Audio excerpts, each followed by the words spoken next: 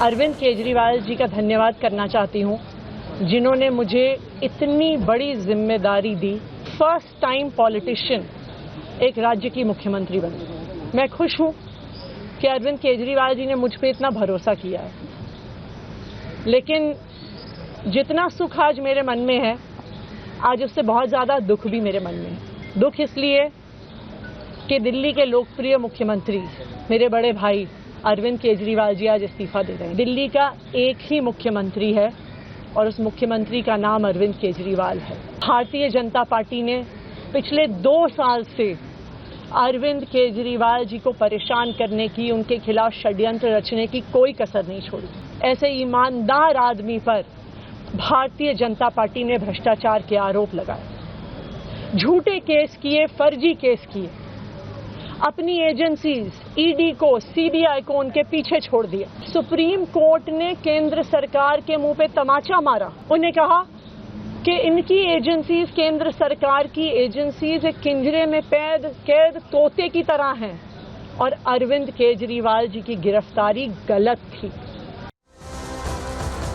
तो आखिर इतने चेहरे थे, सौरभ भारद्वाज भी थे, कैलाश गहलोत भी थे, बहुत से चेहरे थे। आखिर आतिशी को ही क्यों चुना गया, उन्हें ही क्यों ये जिम्मेदारी दी गई है, इसके क्या मायने हैं, जरा वो डिटेल अब आपके सामने रख रहे हैं। केजरीवाल और सिसोदिया की भरोसेमंद मानी जाती हैं आतिशी सिंह। केजरीवाल के जाने के बाद सरकार उन्होंने संभाली और सिर्फ सत्ता ही नहीं संभाली बल्कि विपक्ष के आरोपों के मजबूती से जवाब दिए। देखिए 14 विभाग उस वक्त आतिशी संभाल रही थी अकेले। सौरभ भारद्वाज और आतिशी ही 2 फेसेस बचे थे जिनका नाम नहीं आया था घोटाले में, और वो पूरी सरकार को संभाल रहे थे, तो बहुत भरोसा उन पर किया गया। दिल्ली के अधिकारियों के साथ उनका काफी अच्छा तालमेल है। ऐसा कहा जाता है कि ब्यूरोक्रेसी में उनकी बातों को सुना जाता है और जब इंप्लीमेंटेशन की बात आती है, किसी भी सरकार का कोई भी एक्शन प्लान होता है और उसे इंप्लीमेंट करना होता है, तो उसमें अधिकारियों की बहुत बड़ी भूमिका होती है और अच्छा तालमेल होने पर अच्छा इंप्लीमेंटेशन, जल्दी इंप्लीमेंटेशन हो जाता है। तो इस पर भी फोकस है। पार्टी को नई पहचान देने की भी ये एक तरह की कोशिश है, क्योंकि अभी तक पिछले 4.5 साल में जो भी हुआ हो, लेकिन डेंट बहुत तगड़ा लगा, झटका बहुत तगड़ा लगा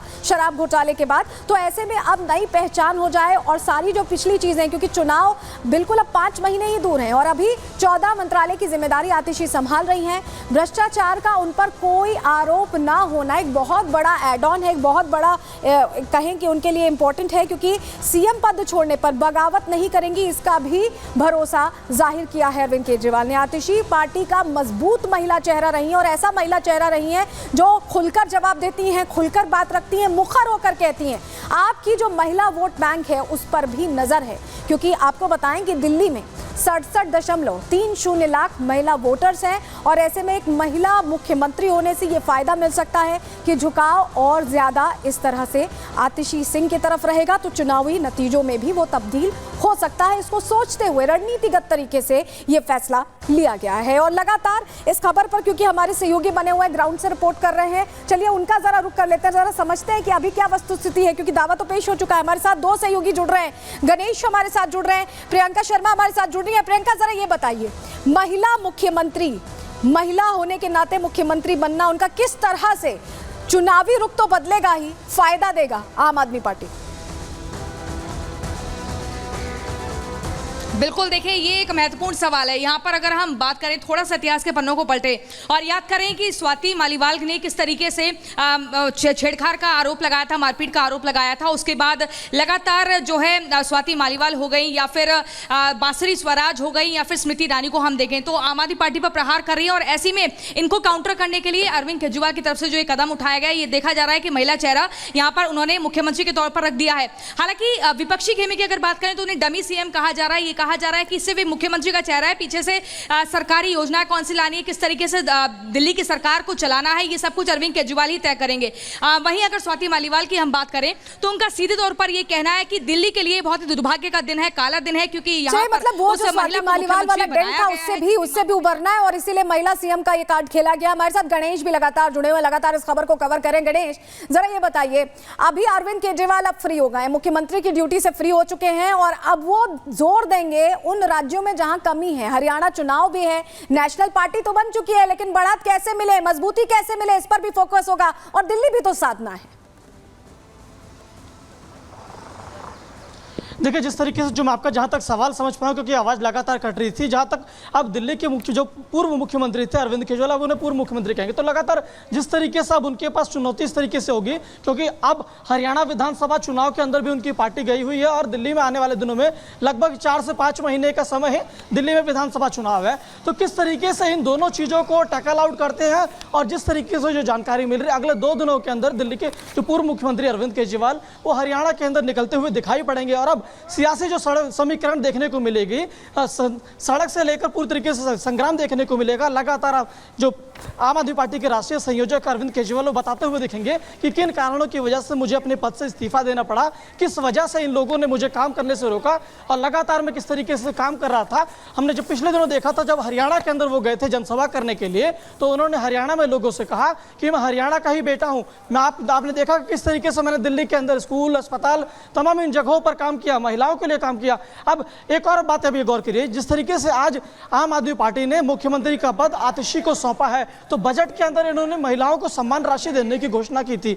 अब जिम्मेदारी होगी कि किस तरीके से उस चीज को लेकर वो इंप्लीमेंट करती हैं। पहले से आम आदमी पार्टी ने बड़े जो चीज होती है, महिलाओं को लेकर बस में फ्री कर रखा है, बिजली पानी फ्री कर रखा है। तो अगर इन चीज महिला को जो पैसे देने की बात कही थी, अगर वो इंप्लीमेंट करते हैं, तो जो महिलाओं का वोट बैंक होता है, जो साधने की बात कही जा रही है, तो एक तरीके से वो वोट बैंक इनका और मजबूत होगा। और लगातार जिस तरीके से महिलाओं को लेकर आम आदमी पार्टी पर कटाक्ष हो रहे थे, तो ठीक है गणेश, आप बता रहे हैं महिला वोट बैंक पर भी नजर है और इसी को लेकर ये रणनीति बनाई गई है। कितनी कारगर साबित होगी ये चुनावों के वक्त पता चलेगा। बहुत शुक्रिया गणेश और प्रियंका आपका जुड़ने के लिए और जानकारियां देने के लिए। लेकिन देखिए, नाम का ऐलान हुआ और सुबह से ही वार पलटवार का दौर शुरू हो गया और अब तो कमान भी मिल चुकी है। तो ऐसे में दिल्ली की नई मुख्यमंत्री कैसे संभालेंगी ये कांटों भरा ताज, किस तरह से घमासान इस पर छिड़ा हुआ है, वार पलटवार का दौर भी चल रहा है, जवाब भी दे रही है आतिशी। रिपोर्ट आपके सामने रख रहे हैं। माननीय आतिशी मारलेना जी को बहुत बधाई, लेकिन ये बहुत दुर्भाग्यपूर्ण बात है। वो रिमोट हैं, वो तो कठपुतली हैं। चेहरा बदल गया है, लेकिन कैरेक्टर वही भ्रष्टाचारी है। भ्रष्टाचार के धब्बे इनके दामन पे लगे हैं जो साफ नहीं हो सकते। आतिशी सिंह राजधानी दिल्ली की तीसरी महिला मुख्यमंत्री बनने जा रही हैं। पार्टी नेतृत्व और विधायक दल ने सर्वसम्मति से आतिशी के नाम पर अंतिम मोहर लगा दी।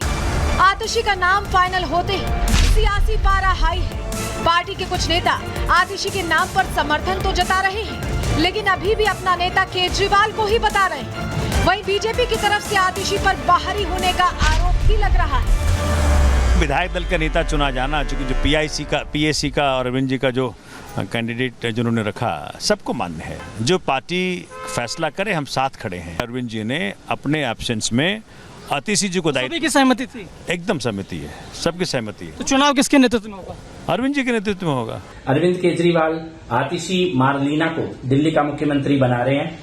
आम आदमी पार्टी एक ऐसे व्यक्ति को मुख्यमंत्री बनाने जा रही है जिसका अन्ना आंदोलन से, इंडिया अगेंस्ट करप्शन से कोई लेना देना ही नहीं रहा। एक आंदोलन के बाहरी व्यक्ति को मुख्यमंत्री बनाया जा रहा है।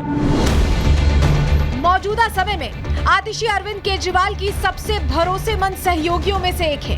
जब पार्टी की फ्रंट लीडरशिप जेल चली गई, तब आतिशी ने बाहर रहकर पार्टी और सरकार के कामों को आगे बढ़ाया। आतिशी के मुख्यमंत्री बनने से केजरीवाल को डबल फायदा है। पहला की कुर्सी छोड़ने के बाद भी केजरीवाल सुपर सीएम बने रहेंगे। वहीं दूसरा फायदा ये कि आतिशी की साफ छवि पार्टी को हरियाणा और दिल्ली चुनावों में फायदा पहुंचा सकती है। आतिशी जी को 2 जिम्मेदारी मुख्य तौर पर सभी विधायकों की तरफ से दी गई।